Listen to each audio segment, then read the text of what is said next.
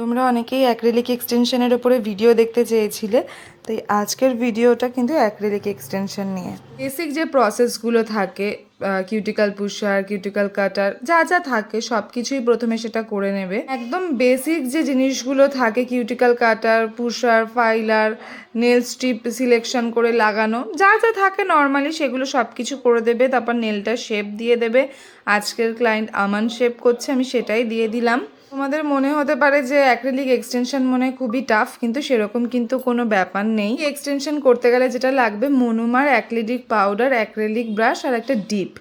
দেখো যেভাবে ঠিক আমি করছি, অ্যাক্রিলিক পাউডার মনোমার নিয়ে একদম ছোট ছোট বিটস তুলবে, বিটস তুলে শেপ ওয়াইজ নেলসের ওপরে বসাবে বিটসগুলো।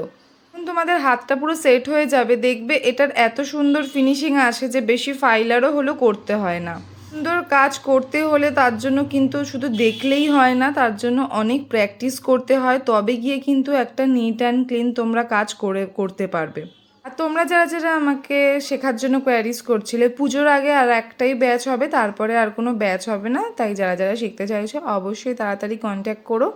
আজকে দেখো এইচডি ফ্লাওয়ার আর ফ্রেঞ্চ সাইড ফ্রেঞ্চের ওপর কাজ হয়েছে, কেমন লাগলো জানিও।